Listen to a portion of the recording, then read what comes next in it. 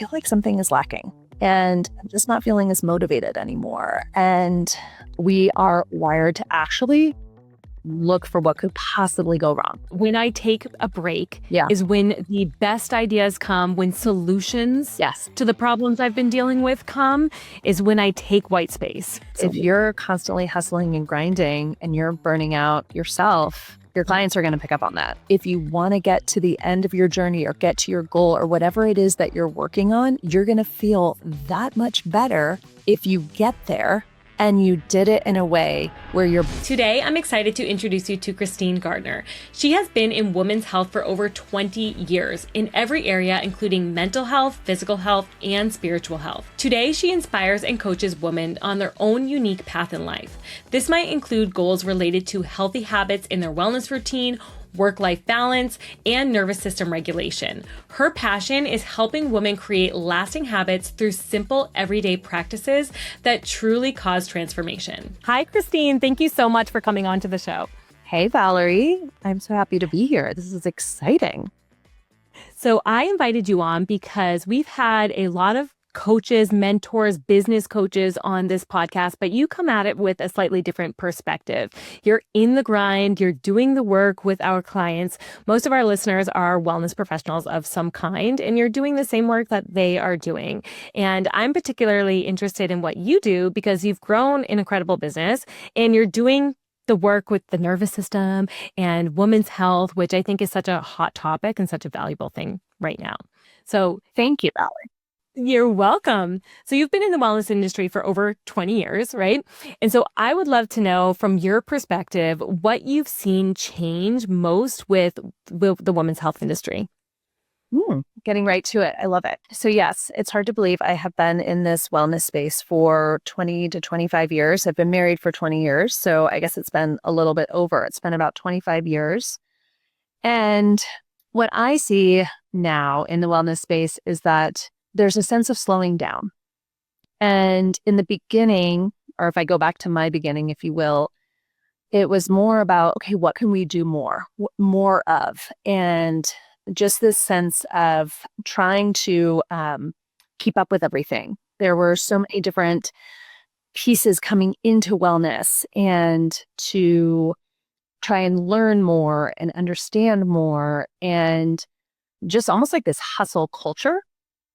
And what I'm feeling and seeing now is this real intention around how slowing down is actually a big part of wellness. Well, of course, it's so important to have goals and to be forward thinking and to be keeping up with things. It's also really, really important to be intentional and to give ourselves permission to rest and to pause. And there's definitely more conversation around that, where before, I don't think there was as much conversation about the importance of rest and slowing down, and how connection is such an integral part of health and wellness. If not the most important part of wellness is that connection, relationships, community. So we're bringing that into health. And that's really exciting. So it's not just, well, yes, weight training is important and fitness is important and all the different nutrients are important. We know all that, but now we're just expanding that to different parts. Like I said, about the rest, the slowing down, community, face-to-face, personal interactions, and how all those pieces of the puzzle are so important and they're all part of wellness. So that's what I see now. I agree. I've seen a bit of that trend too. It's funny how it all kind of comes full circle at some point, right? And then we go back, right? It's like a pendulum that swings. And I think just a few years back, there was so much talk about biohacking and all these different types of supplements. And, yes, that's still on the radar, especially with all the GLPs and everything coming out. But I'm also seeing people say, and maybe it's just my algorithm feeding me this, but also seeing more and more people say like, well, wait a second, have you just had fiber today? Have you just eaten a vegetable? Did you get 8 hours of sleep last night? Did you drink water first thing in the morning, right? Just Blend kind of that those for like basics. very... Yeah, coming back to that more simplicity. And like you said, the human connection, the sleep, the rest, all of that is like coming more back to that full circle, the basics. Let's get that foundations of health locked in first. Did you pet your dog, right? Did you hug your partner Yeah. today? Yeah. And how are Yep. you speaking to yourself also? I love seeing that as a big part of the wellness trend or where we are, but really the importance of how you talk to yourself and that internal dialogue. All of that plays into wellness too, which gets me excited. So talk to us a little bit about that because you work with women primarily in midlife, correct? Yep. And so with that particular group of people, what are some things that you find, some of the negative things that you find them telling themselves, and how are you able to reword that or rework that with them? Mm-hmm. Well, let's be honest, that's where I am. So I'm in midlife now. I'm a proud almost 50. So I'm 49. And so I think that it makes sense that those are naturally the women that are starting to that gravitate towards me, women in midlife. Although midlife does start as early as, and I just saw someone say midlife starts as early as 35, but most of the research that I've seen, midlife starts right around 42 is when you're in midlife. But don't quote me, right around 40 is when we're in midlife. Well, the reason women do start to come to me is because they start to get this sense of feeling of, I have everything that I've wanted. For some women, I have everything that I've wanted, and I live in a beautiful home, and I'm married, and or I'm pleasantly single, and my kids are healthy, and I'm at this place where I should be experiencing this sense of joy, but I feel like something is lacking, and I'm just not feeling as motivated anymore, and I'm feeling a sense of, I don't want to say sadness, but just sort of blah in my life, and I can't really figure out what it is. So I have that camp. And then I also have this camp of women that come in and it's like, oh, I am so overwhelmed. I have so much on my plate. I'm in this go, go, go mode. I've got my phone ringing off the hook. I have deadlines. I've got, dinner that's supposed to be on the table. And I'm just in this constant state of overwhelm. The common theme between the two is also the internal dialogue that's going on that they haven't potentially been aware of for potentially most of their life. And it's the internal dialogue of, you're so behind. Hurry up. There's so much to do. You're always running late. Why is this always happening to you? You're such a mess. You are a hot mess. Things should be done faster, and everyone else seems to have it all together but you, right? That internal dialogue that keeps women in midlife in this sort of dysregulated state and in this frantic state. And so it can look like, hair's on fire and like that image of, she's got her coffee spilling and hair on fire. Or it can also look like the woman that's sitting on her couch and just like, help me, doom scroll. Yeah. Right. So Shows up differently. but that internal chatter can be a lot of the same. Yeah. And then it's just like a light bulb or something and comes, goes off and it's, I don't want to feel like this anymore. And so that's when the key piece comes in is the awareness piece. And that's where we usually start is around awareness. What is that? What's going on? What's the internal dialogue? What are the loops? Because typically women have 2 or 3 dominating thoughts or loops that are going on in their mind. And that's keeping them in this dysregulated state or in this state of overwhelm or in that state of just like the doom scrolling.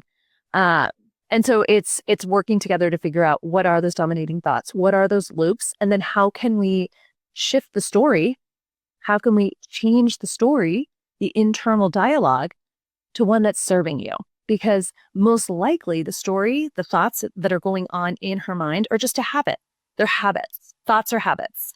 So what we get to do together, what I get excited about is changing the story, changing the thought, changing the habits, both internally and externally. So that's what I get excited about too, Valerie, is a lot of times people talk about habits being only habits on the outside, habits, the externals. But I think it's really important to remember that habits are also internal as well. That's interesting. It's so interesting to think of it that way. It's true. Yeah. It's just something, it's routine, right? It's something that we've just gotten so used to doing. It's on autopilot at some point. And so how do you get people to kind of audit those autopilot thoughts or internal or external habits that they're having, and then start to Mhm. build in new, healthier habits. Right? We all have them. I know. Are you thinking right now, what are some of mine? Yeah, This is I a know. fun I am. I'm exercise. a little distracted because I'm thinking like, what are my internal thoughts? It's a great exercise to ask yourself. I do, because I still have the same ones come up. It's not like because I've been doing this work and because I work with others, I don't have them come up as Yeah. well. I mean, often. But the key is the awareness piece, right? And then knowing what to do to shift. So let me give you an example. One of mine is, and one I hear a lot is, I'm not organized. How am I going to get this done? I'm an accidental CEO. I'm an accidental business owner. Yeah. I didn't go to business school. I'm not organized enough. Oh my gosh. I'm laughing because this is a story I tell myself all the time. Mhm. So tell me, I'm really interested in what your advice is right now. Yeah. And I work around this as well. I mean, to be honest, my husband's the yin to my yang, the total opposite of me. He's the Virgo type A, organized by spreadsheets Yeah. and to-do lists. Okay. I'm the opposite. I'm a Sagittarius. I'm an Enneagram 7. I am organized. So here's the story right here. I am organized in my own way. Okay. And so far, the way that I have organized myself has gotten me to where I am today. And I'm really proud of where I am today. So my Absolutely. organization methods may look different than yours, than my husband's, than someone else that's that like type A person. Yep. Well, But that's okay. Good for them. right. I am Doesn't thriving, mean with the way I'm organized now, and I always have been. So it's retelling the story. And I literally will stop myself in my tracks when that old loop comes up. I can't believe I am so ADD. I am so hot mess. I am so unorganized. I heard myself saying that a couple of weeks ago, and it was, okay, let's change that story right now. Yeah. What's fascinating is that it's like we know this in human nature. So, for example, I tell my kids this stuff all the time, right? Like, don't compare yourself to somebody else just because somebody else, or just because we said your sister is doing a great job at this, doesn't mean that you're doing a bad job at this, right? Or just because this person does it this way and you admire that about them, doesn't mean that your way of doing it is wrong or anything about it. Right. And so it's interesting how we can, from an outside perspective, see it in other people, but not necessarily be able to see it in ourselves when it's happening within ourselves. And so well, and it's just owning who you are in all parts of yourself. Yeah. And I actually listened to another podcast you did on imposter syndrome, so we won't go into that. But, in the age that we live in now and the access to the social media and all the things that we're seeing, and we can get caught in that trap really quickly. And it makes it even easier for us to get in our heads and make up all these stories that just aren't true about ourselves. And all that's going to do is keep you stuck. So from a tangible perspective, what can people do when they've recognized the pattern that they're telling themselves or the words that they're telling themselves, and they know when they're doing it and they know that they need to change it? So they're past kind of the awareness phase. What is like a tangible tip that you have people do? I mean, are they doing affirmations? Are they, what's something that they're doing? So a really simple one, a lot of times when women first wake up in the morning, men and women wake up in the morning, the first thought is, I'm so behind. Because we look at our phone, right? The first thing people do is they wake up and they look at their phone. Instantly, they feel behind. So a tool, and I know we've all heard this one before, and I'll give another one, but is we don't want to look at our phone for the first hour in the morning. Okay. The phone's not the first thing, but I know you all have heard that. Okay. So instead of not looking at your phone in the morning, or instead of grabbing for your phone in the morning, I always encourage the first affirmation to be, especially when you're working on affirmations, because that's not normal for a lot of people to even be thinking about affirmations or mantras. And I learned this from Dr. Amen, who I follow and I love. He studies brain health. I guess it was about 3 years ago. I picked up on this, maybe even more. First thing in the morning, first thing you think of, today is going to be a great day. Today is going to be a great day. And I added onto this, and expect miracles. Not, Ooh, I I hope love for that. miracles. Not, I'm going to be looking for miracles. I expect miracles. And I miracles love doesn't that. necessarily mean, it's going to start raining money. It doesn't mean that Yeah. a unicorn's going to fly across your window. Expect miracles. Like your coffee's going to be warm this morning, you know. Um, That's huge. you're going to hit all the green lights on the way to work today. You're going to have a really nice flowing morning with your children, and kids are going to get to school on time. Like, whew, that always feels good. So it's simplifying that. It's expecting miracles in your everyday life. And again, training your brain. This is what we're doing. We're training our brain. We're rewiring our brain to look for the positive.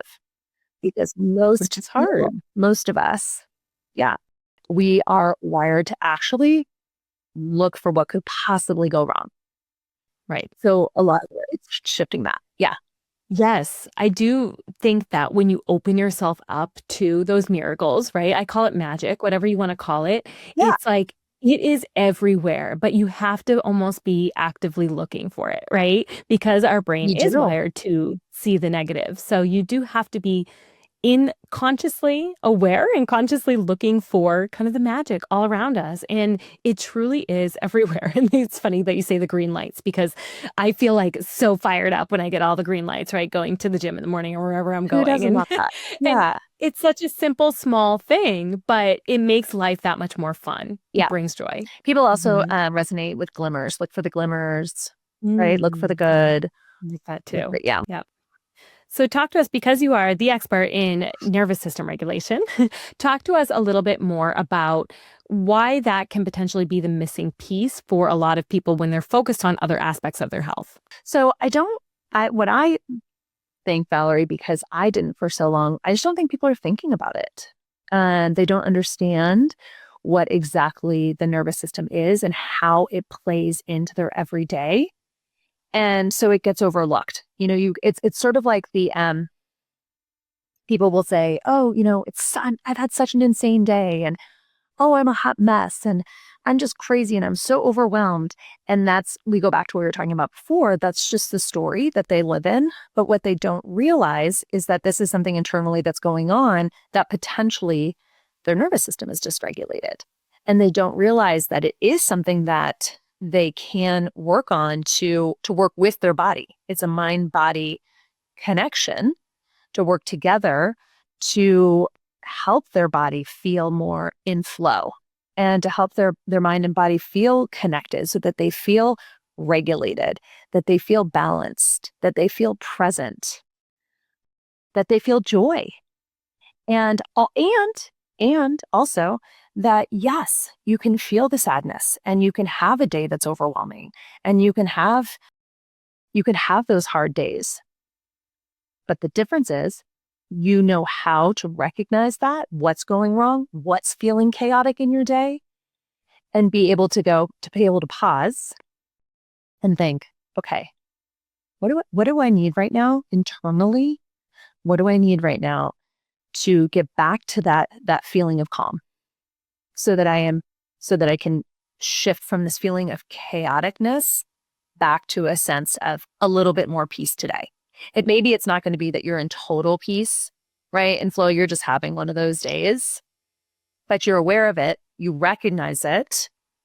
And so you can utilize tools to get back to that place of, okay, I'm starting to feel a little bit more regulated. And I know that maybe over the next week or over the next couple of days, I really need to tune in to what my body needs and even ask those people around me, for support or for help right now because of what I'm feeling to kind of get back to that feeling of ease and flow and presence. Really get, and that's what one of the states is, to get back to that flow state. So Okay. I think Okay. that's really important to note that when talking about nervous system health and having a regulated nervous system, it doesn't mean that you're always in this flow state. It means that you recognize your body and you recognize your body's signals and you know what to do in order to get your body back to a place of feeling safe.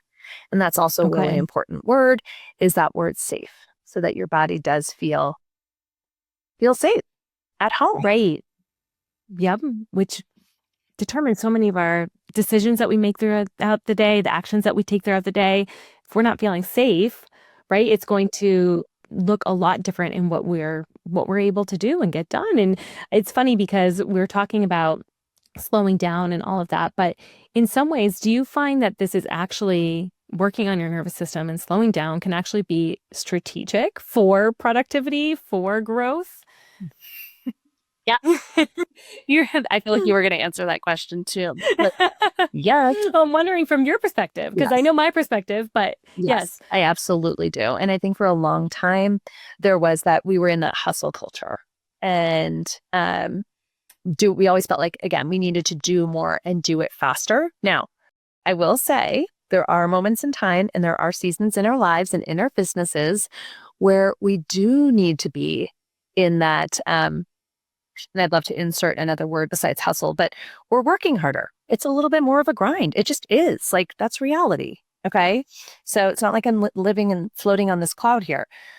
But I do believe that if you want to get to the end of your journey or get to your goal or whatever it is that you're working on, you're going to feel that much better if you get there and you did it in a way where your body and your mind were connected and you felt a sense of presence and you felt a sense of peace for 90% of the time versus flipping that, right? And for only 10% of the time. So that's what I think the goal is how can you grow more, expand more, create more abundance in your life, meet more of your goals? I mean, I have all that too, but doing it from a place of presence, a place of regulation, a place of not having to feeling like you have to do 25 things at once. So slowing down at different times so that in order, or so that you can like later speed up later, if you will. That's what I think is important. And then taking breaks, taking pauses along the way too, right? So if you have 3 or 4 days where you're just going at it and you're in hustle mode to get something done, a project done, okay, in 2 or 3 days, I'm going to block out this amount of time to take a little pause here. Yeah. That's where I see coaches get stuck. And I do tell coaches, I think we're in this weird era right now with AI taking over and all this is, I do see a lot of, gosh, this is for lack of better terms, and I'm sorry for anybody who takes offense to this, but I do see a lot of lazy business owners as well. And so I do see people who think that, I'm just going to hire a coach and they're going to do it all for me, or I'm going to hire this service and do it all for me, or AI can figure this out, right? And so they're actually not putting that like creative work in that, yes, we do need to work in order to grow our businesses, right? That is the reality. But I think what I see on the flip side of that is that coaches who are doing that and they're putting in the work, that they almost never stop. It's like, and then they burn out, right? It's like they get into that flow. And then, like you said, we get into these habits or routines, and it becomes a habit or routine to work 10 hours a day and not take a lunch, to do those types of things. And then it's hard to break it. And so finding a balance. Totally. Having that balance. And also what you said, Valerie, too, I think is really important, that if you're constantly in that hustle or that grind mentality, it actually prohibits your creativity. 100%. I have absolutely found, right? Yep, that when I take a break is when the best ideas come, when solutions to the problems I've been dealing with come, is when I take white space, for sure. And you also want to be a mirror to your clients. I mean, they pick up on that too. Yeah. So absolutely. If you're constantly hustling and grinding and you're burning out yourself, your clients are going to pick up on that. Yeah.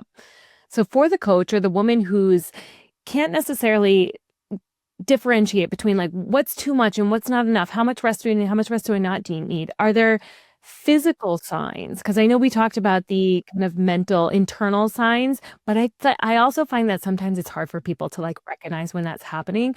Are there some physical signs that you're like, okay, you're about to go over the edge, like you need to take a step back, you need to take rest? So some of them, and some of you all may have heard some of these that I'm saying. You always hear the tired but wired.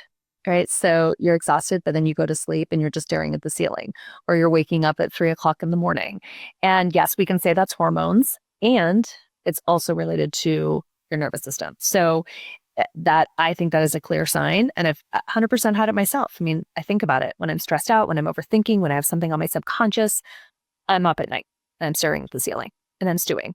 Okay. The other one, and this was a big one for me that I didn't realize what was wrong, is the eye twitching. Yeah. Oh, So I don't know if yes. you've ever experienced that, or some of you listening have, but I was experiencing that quite a bit in my last with my last job towards the end, and I couldn't figure out what it was. And it was the eye twitching is anxiousness and exhaustion. It can be a sign of burnout. So the eye twitching is another big one. A lot of Okay. times sweating, and this is one that and sometimes the sweating is linked with not such a great odor as well. It's almost like a way your body's trying to detox. So, Interesting. mhm, Oh, that is okay. a The odor. I've never heard that one. That's really that's another interesting. one. And the snacking, that's also another big one. Like if you find yourself just your hunger cues are really off and you're snacking, you're craving more sugar, Yep. maybe you're craving more alcohol. Um, Kristine, I feel like you're like talking to my soul right now. I'm like, oh gosh, I need to I need to work with you. but it's true, I think I have right? all those except for the sleep Mhm. issue. It's the opposite with sleep. My head hits the pillow and I'm out. But Yeah.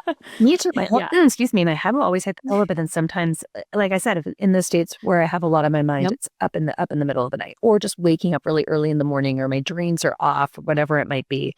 And especially, I notice that when if I'm not sticking to my evening routines, or my evening rituals, if I'm looking at my phone more. I mean, if you really take a step back and you look at it, you can typically say like, "Oh yeah, okay, this makes sense by this Yeah. going on." Um, Absolutely. Another one is just like more fidgeting, more shifting, can't get comfortable. Another one is like nail biting, nail picking. Okay. Yeah. Um, some people have it like with their hair. Like I've actually seen people pulling at parts of their hair Oh twisting and wow. twiddling. Just all these like Yeah. nervous habits that can come up. Yeah. So it's like you can almost see it in their body when looking at them that they're Mhm. uncomfortable in some way. Yeah. Hey, sorry to interrupt, but if you are a health or wellness professional and you haven't yet checked out The Wellness Vault, you're missing out.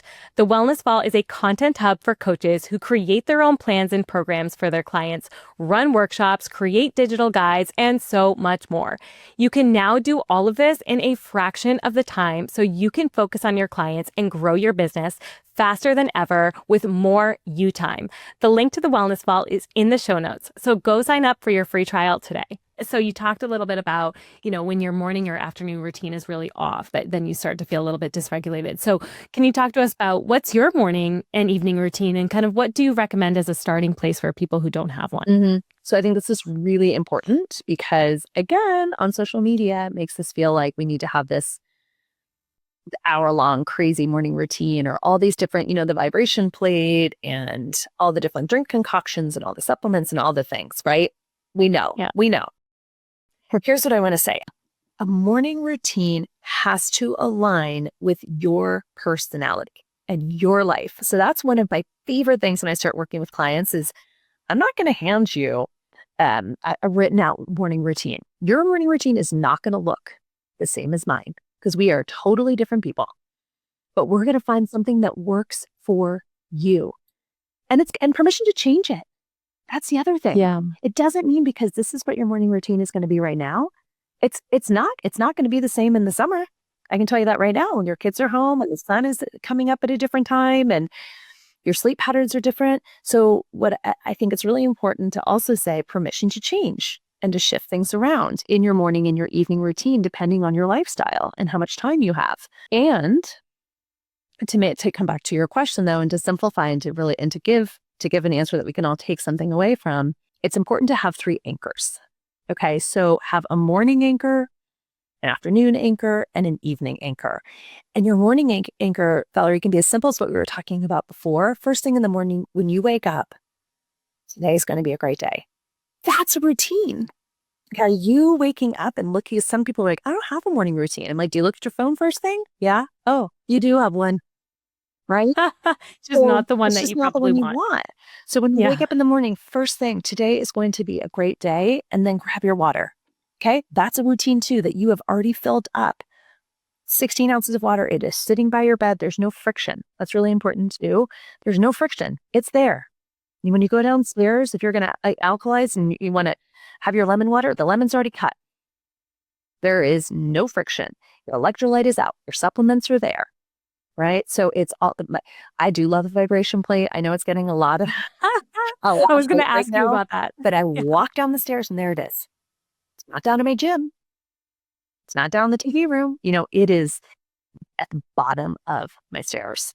And I love it. I do. I stand on that, and I'm a big habit stacker too. So I've got my vibration plate. I have my cacao, or I have my water, and I stand on my vibration plate with my morning drink. And I have the sunlight. It's like perfectly aligned with the sunlight. And so I just stand on there, and sometimes I'll do some stretches. It also depends on just what's going on around me with the kids, with my husband, if I slept well. So permission to change. But I would say the two things always: today is going to be a great day, and get my mindset right. And then drinking my water, and then doing some sort of short meditation, dropping in, having that internal connection with myself. I also love, and I think this is really, really easy to do, and we don't do this enough, is just asking yourself in the morning, like, what do you need today? What do you need today? I like that. What does your mind need? What does your body need? What does your soul need today? And your body will tell you. I mean, especially if you wake up one morning and you did not have a good night of sleep, permission to not feel like you have to go do the HIIT workout. Maybe you still want to go outside, and absolutely get outside and go for a 20-minute walk. Yeah. So you are still listening to your body, and you're still getting out and you're moving your body. But you know what? If you only got 4 or 5 hours of sleep last night and you had a rough night, give yourself a break. Get outside, take a walk, but do the HIIT tomorrow. That's why sometimes I have a really hard time with it's like, well, you have to do Monday, Wednesday, Friday is your, push-pull, and Tuesday, Thursday, and da-da-da. Well, what happens when it's your cycle? Or what happens if it's raining outside? So, we can be so hard on ourselves, and it's that permission to change things. So I know that was kind of a long answer. No, I like it. I like it. And it brings up a point. So I do want to ask you about what are some of these, biohacking, for lack of better terms, techniques or tools that you think are worthwhile, and ones that you're like, we could do without that. I know, right? So, I mean, vibration plates, blue light blockers. I'm trying to think certain supplements. Like, what are some things that you're like, this is worth looking into?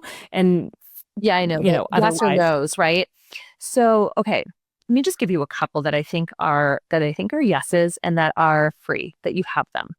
That's going to be my first goal. So sunlight is a yes, and it's free.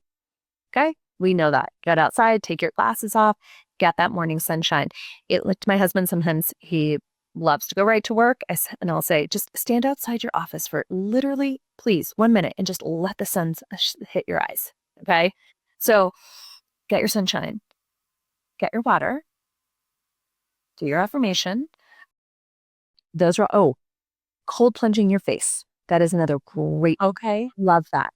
Get your face in a cold, just dunk. You will feel right away. If you maybe on one of those nights you didn't sleep as well, dunk your face in the water and just hold it under there 10 to 20 seconds. Or get an ice roller. That's also really It's a tool to use. And we're just, for people who, don't know exactly, just cold water from your sink is fine, right? We don't need to go grab a bucket of ice and throw it in. We just cold water from the sink. I mean, I add a little bit of ice to it. And then I also love all the ice rollers, and you can find those on Amazon. Skinny Confidential has a great one, but they're also, you can even take those little ice packs that are just, that if you have, sore muscles and you put them on your face. So good. So those are some, I do love the vibration plate. I actually think it's great for lymphatic drainage. If you just do not want to do one, you can. I think Gua Sha is a great tool. That's great for lymphatic drainage. Also, for supplements, supplements. You probably have an entirely different episode on this, but for me, I'm not a doctor, but I definitely recommend electrolytes. love electrolytes, and there's 10,000 electrolytes out there, but I always look for one that's low in sugar. I mean, I love trace minerals. I do love Element. I don't think we always need a whole packet, so sometimes I'll just break it in two. But It's a lot of salt. I do love the electrolytes. But you can also make your homemade electrolytes also. Vitamin D, I think for the most part, and again, you'll only know what you need if you run your labs, but Yeah. typically vitamin D, magnesium. I think most of us need a magnesium, although I did have one client one time that had a bad reaction. So I always say, check with your doctor. You never know. I'm not prescribing. And I do love red light. I think red light's great. And I think you can get that in different ways. The red light mat, you can do the Lumi box. People have there's all different kinds. Now there's like a red light gua sha, all kinds of ways to get your red light. I personally don't think a whole cold plunging, like if I was going to have to spend my money in different ways, I probably wouldn't invest in a whole cold plunge. I would just do my face. Yeah, that's just me. You get that. I do love sauna. I think sweating is so good for us and detoxing, but I will say you can get a great detox if you take a bath every night, which is what I actually have a sauna. Right. And I don't use it as much because I take a bath every night and the water's pretty hot. Work out. And I sweat. Yeah. Take a bath, work out. I know. I though I love a sauna, right. I don't think that it's like a major investment that people should make in regards to detoxing. Well, just go, you can do that. Go put a sweat on, go, lift some weights or take a bath or do something different that will make you sweat. That's the whole idea behind it, right? And so yes. We can go overboard sometimes. And if you just bring it back to like what we were talking about in the beginning of our conversation and kind of, where wellness is going, it's okay, well, you can also take a bath and sweat. You can go hug your partner and you're going to release those endorphins and the oxytocin. So curious from you, I'd love to hear a little bit about how you've built your business and you've pivoted quite a few times, right? Throughout your career, like many of us have. And you've raised 3 boys. And so with all of that, women that are trying to start these businesses in particular can sometimes feel a lot of responsibility, right? Between taking care of the family and then also trying to grow this. And I know when I started growing my business, I had a lot of guilt around it because I'm like, sending my kids to after school care. Should I not be? Should I be picking them up? Right. And so it causes a lot of guilt, a lot of stress, a lot of anxiety. But I would love to know from you, how you found building a business as a woman and what pivots you've made and how you've done them gracefully. Mm-hmm. Well, thank you. I hope gracefully. And still going and still pivoting. I think that's just life. And that's what keeps it exciting. Also part of my personality. You have to know your personality. But first, I just want to say no guilt. And no guilt, and don't be so hard on yourself. And I think that as women, we can get in our own way. And we can make up these stories, just like you were starting to say. And I don't know if that was personal, but I'm just going to use that one of, I should be spending more time with my kids. And I feel so bad. They're doing the after daycare and they're doing this daycare and all of that. They're probably having a great time. It's so true. They're playing with their friends than you feeling like you're half there and half not. And you're on your phone or you're trying to finish up getting your emails out or finish up whatever you're doing at work. But the kids are home. So that means I'm with them. Right. It's a good way of looking at it. House. Let them go to the daycare and have fun and with their friends there. And then when you pick them up at 6 o'clock, just know that you're done and set that boundary. I think the boundary piece is huge. And as moms, as women, we try to do it all. And we can't do it. We can't do it all well, all at the same time. Yep. And so you have to give yourself some grace. You're working to help support your family so that your kids can go to the camps that they want to go to and, take the trips that they want to go to or sign up for the ballet class they want to go to. Whatever it is, that's why you're working. And although you don't need to say that to them and put that on them, in your heart, that's why. And they do too. Trust me, now that my kids are older, one in college, one almost, a junior in high school and 8th grade, they get it now. They may not when they're, 10 and under, but eventually they will. They will get it. And then they start to appreciate it more. So that makes sense. I just wanted to say that. So yeah, I like the boundaries too. Boundaries are big. Yes. Setting those boundaries, right? And like just saying, okay, tonight we are going to be done at 6 o'clock, not just for other people, but for myself too, Yeah. that I need to shut the computer at 6 o'clock. Well, and that And goes so, back to the nervous system dysregulation we were talking about before too, Valerie. Like I will notice, listen, I'm not perfect here by any means, nor am I trying to make it sound like I am.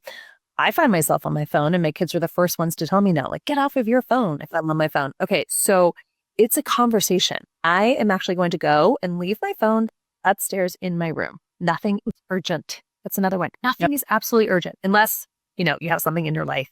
But for the most part, that email that you think is urgent, it can wait until later, probably even tomorrow. absolutely. So, and we were talking about biohacking and different tools. There's tools now, right? The brick came out. You can brick your phone. There's ways to lock up your phone so that you stay out of it if you need that. Yeah. Use those Great tools. idea. So for me, so that's like a big one. And I do talk about that with all my clients, and I remind myself of that all the time too. Like, let go of the guilt. Guilt is not doing anything. Not at all. They're probably not even thinking about it. It's you. It's your own story. Change the story. I have been in wellness for 25 years, as we had talked about before. So I have my master's in counseling. All through grad school, I was in fitness. So I was teaching fitness classes, and I was training fitness instructors. I was working at small studios and loved it. And then when we moved to Los Angeles, I was still fitness training, and at that point I was teaching like 10 to 12 classes a week, and I was doing some maybe even more than that, but anyway, 10 to 12 classes a week, and I was doing some blogging and ghostwriting for wellness before blogging was even really a thing. And then fast forward, had 2 kids, had 2 boys and then 3, and throughout all of that I was doing fitness, but knew that I wanted to do a little bit more and wanted to start providing a little bit more for our family. So I was introduced to a company called Beauty Counter. It was clean beauty.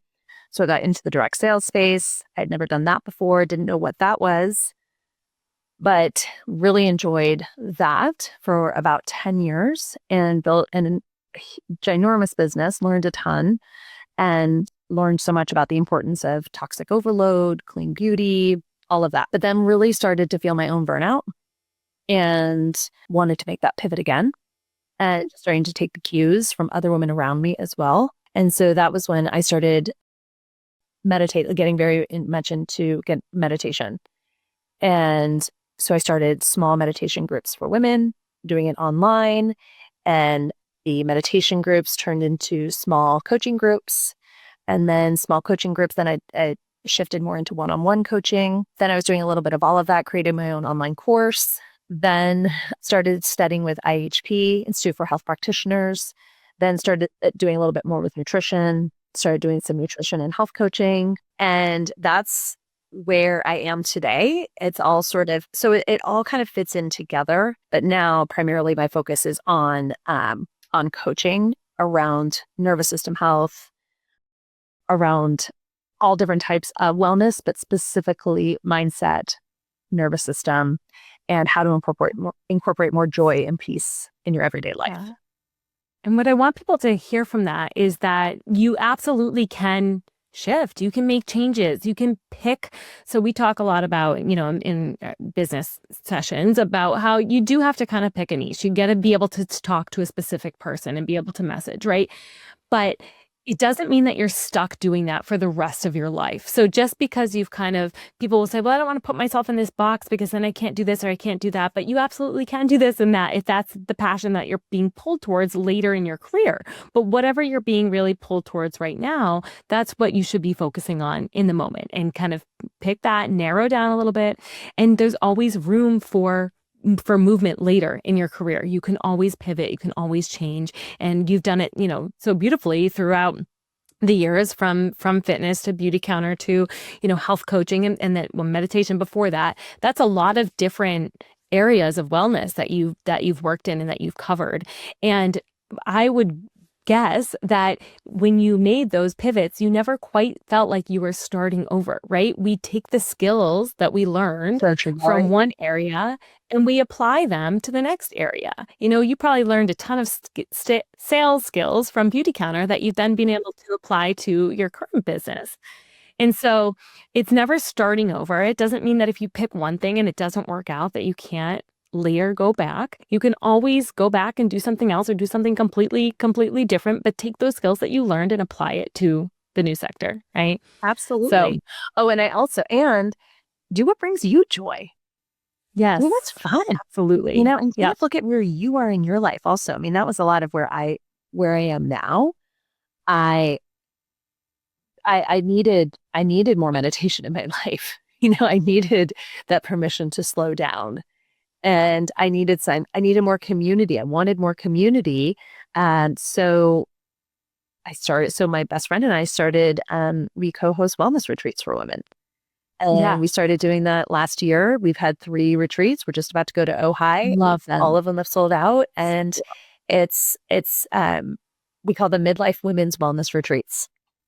So talk to me about that, because one thing that is so important right now for people to listen to is that community and that higher touch a little bit with people, the human connection, which doesn't necessarily mean that it has to be from you, but it can be from a community that you've built around your brand, around your business, right?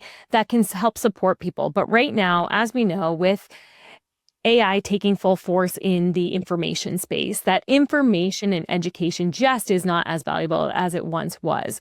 But what we're lacking right now is that community, is that human touch. And so talk to us a little bit about how that's been working for you in both your, community, your online community that you have, and then also these now live in-person retreats. Yes. So I love community. I mean, that's always been a part of me. Teaching fitness classes, bringing women together, even with Beauty Catter, bringing women together, having teams. I was sort of always the person like to bring people together. It is. I mean, you just have fun. It's joy to be in community with other people. And so at this moment in time, and I think it's really important also, just like we were saying, to look at where you are. And I realized, I want to bring women together in person. Women are craving potentially some travel, and to make less decisions, to have things done for them, to experience wellness in different ways. And so that was my best friend and I, Cynthia, thought, let's go for it. Let's just try this and see what happens.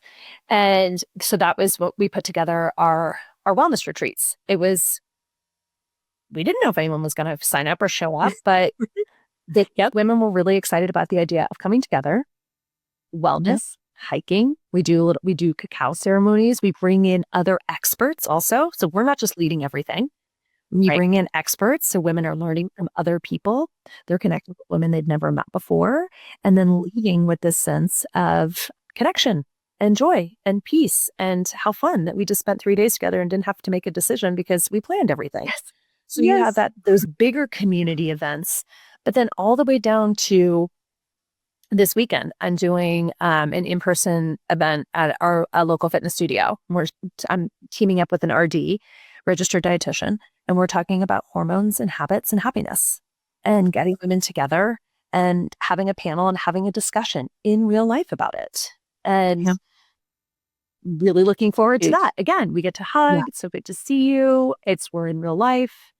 And I also lead online, my Sacred Circle community group, where these women are coming from all over the country.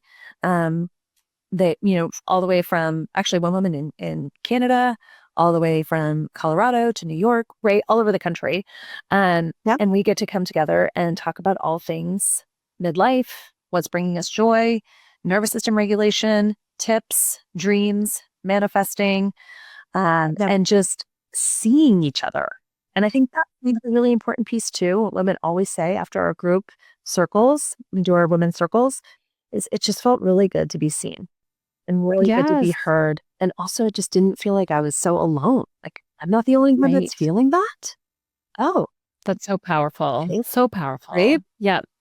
Just that connection right now is needed. And so I love what you're doing. For people who want to learn more about you, get in touch with you, what would be the best place to find you? Well, I love to hang out on Instagram. I really do. I was trying to get over to Substack, and then this is actually in real life. So, you all will quickly learn about me. You ask one question, you get a whole story. I'm working on this, Valerie. But this is where in real life, I love Instagram. So find me on Instagram. But I was like, okay, I should try Substack, right? I need to get over on Substack and I should be over on TikTok and all these things. And I just the other day I was saying to my VA, let's pull it out on Substack. Let me just focus on what's working and what feels good. 100%. Right now, I can't go and interact on Substack every single day for half an hour now too. Yeah. But I love Do what you do that well. are, and it's such a cool platform. But hello, you can find me on Instagram. Yep. And yes, I do my Sacred Circles, which is an online membership, and we meet once a month. And then I also provide weekly meditations. I do some somatic movements. I still incorporate exercise and movement into my work because I just love it. It's just a natural thing. And mini coaching. And then I do one-on-one coaching also. So, okay. Well, that's thank what I you so do. much. I will put your Instagram handle in the show notes, and also the link to your Sacred Circle. So thank you so much for coming on. I've loved this. Thank you for having me. I love chatting with you. Bye now. Bye, everybody. I hope you enjoyed our conversation from today. Any links we discussed will be in the show notes below. Also, we would be incredibly grateful if you would leave us a 5-star review. This helps us keep the podcast going so that we can continue to provide value for all of you. I hope we see you on the next one.